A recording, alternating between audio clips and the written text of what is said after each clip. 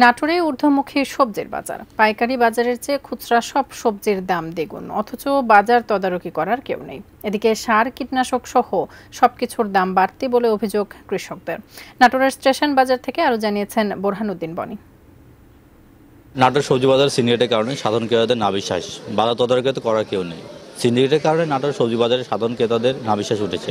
পাইকারি বাজার দামের চেয়ে খুচরা সব সবজির দাম দ্বিগুণ, অথচ বাজার তদারকি করার জন্য কেউ নেই। কৃষকেরা বলছে তারা অনেক টাকা খরচ করে বিভিন্ন ধরনের সবজি ফলান, সার, কীটনাশক সহ সব কিছুর দাম বেশি, কিন্তু তাদের উৎপাদিত সবজি যখন পাইকারি বাজারে বিক্রি করতে আসেন তখন তারা দাম পাচ্ছে না। তারা পাইকারি প্রতি কেজি পটল 15 টাকা, বেগুন 35 টাকা, করলা 40 টাকা, লাউ প্রতি পিস 20 টাকা করে বিক্রি করছেন।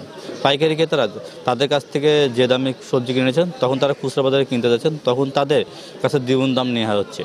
সাধারণ ক্রেতারা জানান তারা যা উপায় করেন সবজি বাজারে এলে তাদের সব টাকা শেষ হয়ে যায়, সব কিছুর দাম বেশি, অথচ এই বাজার তদারকি করার জন্য কেউ নেই। নাটোর থেকে বোরহানুদ্দিন বনি।